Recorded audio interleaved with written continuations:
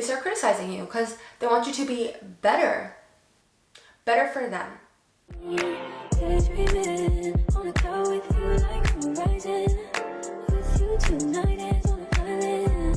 Hey guys, it's L2 what to do because I'm back with another video, and today's another segment of spilling the tea for the girlies. So in this video we're talking about narcissists. It's about time we address them because I feel like every girly has her run-in with one crazy narcissist at least one time in their life. And I already had mine. I feel like since I've been there, I can really speak on the issue because when you're in it with that narcissist, it's like time isn't passing as fast. Like it's a little like things aren't as bad as they are, but they're bad and we need to address them. So the reason being that I literally came across this TikTok recently on my page from this guy named Jeremy Foster. I don't know anything about this guy, so if he says like the craziest things, forgive me. I only saw the one video where he talked about the 7 stages of trauma, and particularly the trauma bond. So he really talked about the fact that there's 7 stages of trauma that actually bond you together and bond you with that person. And usually the person that you're doing this with is a narcissist. One of the two of you are narcissists, or maybe the both of you. But when I saw this video, I was like, I literally have to address this because this happened to me. And people don't talk about it enough. So let's get into it. So the first stage of having a trauma bond is love bombing. I think most girlies experience it. Everyone tries to love bomb you when you first meet them and they want the world for you and from you. You just don't know it yet. They want it from you. High expectations. But they love bomb you. Like they literally will just give you the most attention, the most praise, the most glory, and it's like, yeah, I'm that girl. Like I'm that girl and this person's telling me I'm that girl. It just makes you feel the best about yourself. Like this is peak. This is when you don't even know you're dealing with a narcissist because you just think this is peak and finally you've met your match. But you haven't. And it's so funny because when I think back to my narcissistic experience, I literally remember like being love bombed, but in a way it was like, we're best friends. Like we're gonna hang out every single day. Like, are you free? Come over, hang out every day, like multiple times a week. I literally was seeing this person more than I was seeing my own best friends from like growing up, high school, this new person. And that really is a red flag. Like if a person, I think back to it now, if somebody has so much time on their hands that they can love bomb you like that, like see you all the time, message you all the time, call you any time in the day, run. Literally run, because nobody should have that much time on their hands. You should be doing something with your life other than love bombing. Now the second stage is trust. Once you start building trust with this person, it's like nothing can break us. We can make it through anything. I'm gonna start telling you all this information because I trust you. You really don't even know this person long enough for you to have that type of bond, but they just start pouring into you. And I think that's another thing, is like once people start pouring into you, you really start to believe anything they say because it's like you gave so much time to the situation and to this relationship that it must mean something to you. So you start to trust that what they're saying is actually true, that you mean so much to them and they care so much about the situation and they would never want to hurt you. When that's not the case. And when I'm thinking about my own experience, the things that I knew about this person's family and their living situation and that cousin, all the little aspects that I knew that I should not have known, but I knew because they trusted me, I'm really just like, what was even going through my head that I thought like that was normal? That behavior is not normal. You should literally build a bond with somebody before you start splurring all this stuff out to them and bombarding them with all that information. But narcissistic people do it because they truly have nobody else to talk to or vent to or that cares for them.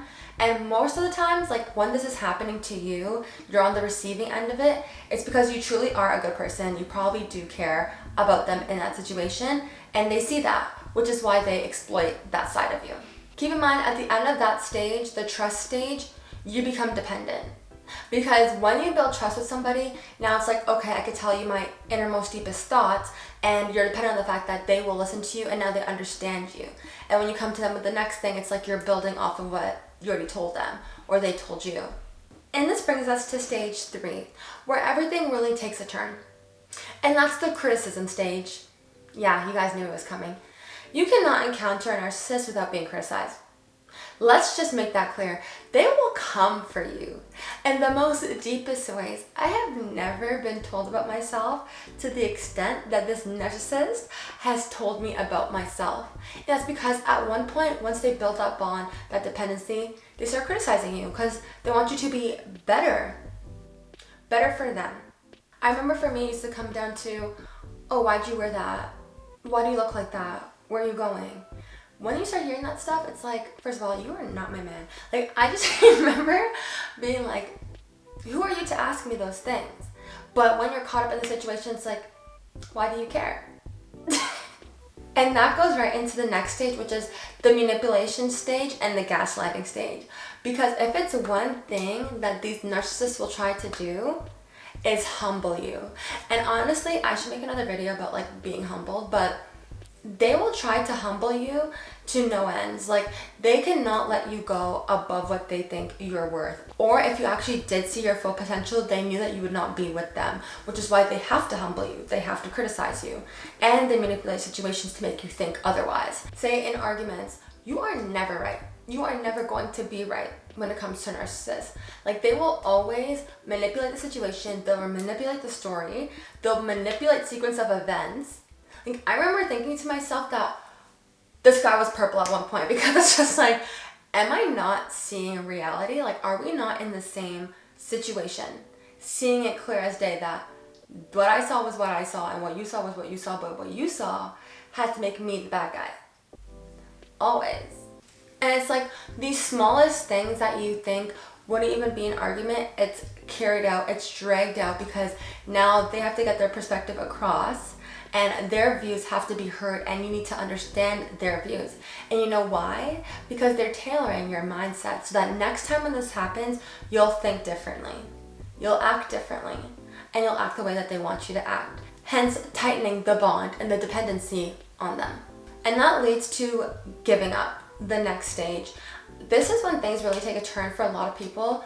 And all jokes aside from like being in narcissistic relationship situations, like, there is a stage where you literally give up. Like, it's either you choose yourself or you choose that person. Because when you're dealing with a narcissist, it is like what you thought was right is not right anymore, even though it is. But they will never see that side of the story. So knowing right from wrong weighs down on you, because you know what is right, but you stay in the situation where you keep doing what is wrong, which literally just makes you want to give up and just go with the flow, go with their way, because it's easier than you advocating for yourself. And this is where people lose their voice in these situations and just be the downfall of you in that situation. Because one thing that you always have to remember is that you have a voice and you need to advocate for yourself. And what is right, what is wrong. It's situations like these that you start to become complacent and just teetering away from your morals and like the inner core of what you grew up on. And honestly, if those views are not aligning with this person, that's a hint in itself for you to exit the situation. Like, please exit stage left. Please leave. Because technically, it should not be that hard to like somebody. Like, when I think back, I'm like, your friends are your friends and you have your boundaries. You don't have to agree with them for everything, but you know when to draw the line. And if you didn't like them, you didn't like their mindsets, you guys wouldn't be friends, right? It's the same thing with narcissists. They always try to change your viewpoint. And if you think about it, why are you trying to change my viewpoint? You could just leave me alone. But they never want to leave you alone. They want you to change for them, because they'd rather you stay than have you elevate and see you be with somebody else, which they know you can do. And I know you can do too. I'm saying this because all of these things will literally lead to you losing yourself in that situation. Because once a person is pouring into you all these other ideas that are not true to who you are, to your core, you literally start to lose your sense of self and your confidence. Before, I remember being like, yeah, I'm smart, I'm da-da-da-da-da.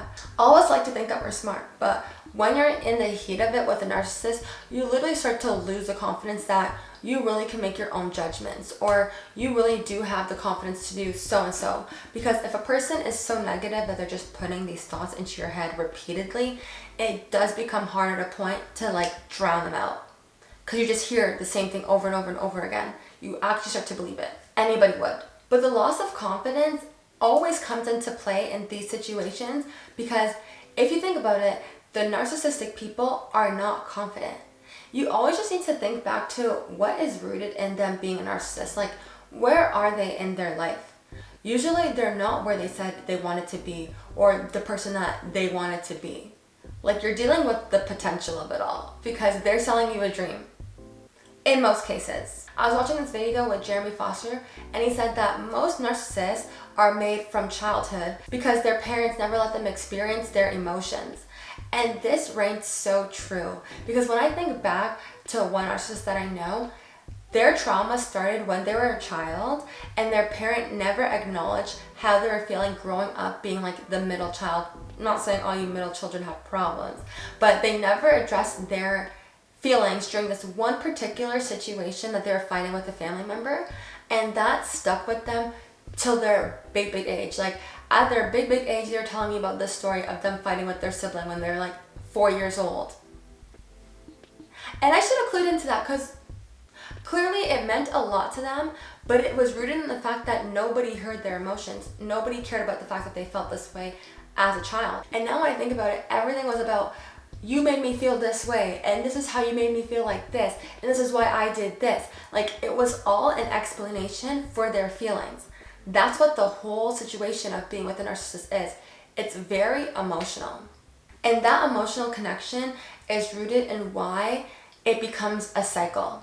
You become addicted to the cycle because once you get that one glimmer of them love bombing you again, like back to the top of the first stage, then you just get back into the whole cycle. The whole thing repeats itself over and over again because it's all emotional. The connection, even though they are narcissists, something drew you to this person. You probably did like them to begin with, but it's not a relationship that can be sustained, because when somebody's a narcissist, everything revolves around them. Which is why, like, if you're one of those submissive people that want to just be ruled by your person, then that would probably work for you. Like, a narcissistic relationship could probably work for you in the end. But if you're not, it's never going to work for you. It's exhausting. Their situations are literally exhausting. I'm literally tired thinking about my trauma. I feel like it's always a cycle. Like, you can encounter a narcissist and always go back to them, because once you get that one glimmer, you remind yourself why you even like them to begin with. They remind you why you even liked each other to begin with, or that you can't even do better. Then it's like, okay, let me just stick it out. Or I feel like a lot of the times with narcissists, there's always that potential. So you just cling on to the fact, like, oh, they said they're going to do this by this month, so maybe if I stayed until then I could see, the potential that they were talking about, and all of this would be worth it. Likely that situation never comes, or they dog you out by the time that timeline arrives.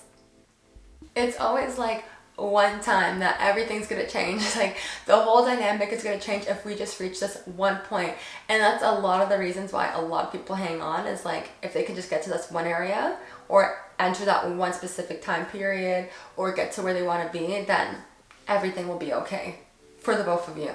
Like I said, it's a cycle though, so we need to break the cycle. You're probably wondering, how do you break the cycle? Coming from a girlie who's done it herself, I'll let you know.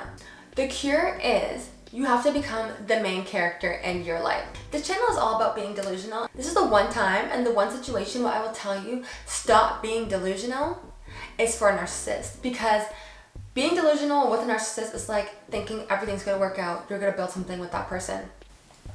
Newsflash, you're not. Unless you are okay with being treated the way you are in that toxic relationship, then sure, you can make something out of nothing. But if you're not, and you're watching this video probably because you don't want that to happen to yourself, it's time to make yourself the main character. So lately for me, I just had to become obsessed with myself. Like, when I was dealing with that situation, everything really revolved around that person. Like, let me make sure they're okay so that we don't fight today, or like, let me make sure I do this so that they're happy about this. You have to forget about that. You need to forget about that person, first of all, and make yourself happy. Do things that make you happy. Forget about putting them into your schedule. Like, just me thinking about that stuff is just so exhausting. I don't even know how I did that. But trust me, once you become the main character in your life, those things become easy. You literally start changing your whole mindset about that situation and about that person, because that person will not like that you're becoming the main character in your life, because that means less time for them. And once you start thinking about that and like really rationalizing it, like, how are you not the main character in your own life? And that person is not okay with that, that's when they gotta go. So for me, it was about distancing myself.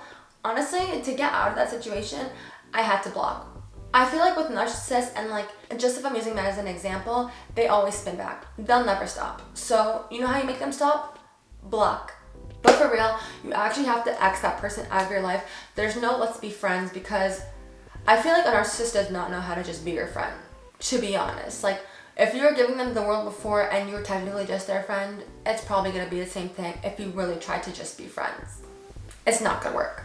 So take it from me, you could do better. There's always better out there. You'll have another friend. You'll have another boyfriend, girlfriend. Like, you guys will be okay without these people in your life, because they really are taking away from the positive energy, positive vibes, time that you could be spending on yourself, doing what you got to do, making yourself that girl. Whew. But that was my little rant for today. If you guys want a story time about my narcissistic experience, because I really feel like it was just the craziest situation, and when I tell people, they're like, you what? He made you do what? You did what to him? It really is just crazy. So I could tell you guys, just so that, you know, I feel like there's not a lot of people that shared their journeys and their experiences, and if more people did, the signs would be easier to see. So hopefully this video helps you girlies. But you guys know the drill. Don't forget to like, comment, and subscribe. Comment down below any video ideas you guys have for me, because I will do them. And as always, I'll see you in the next one. Daydreaming on a cloud with you like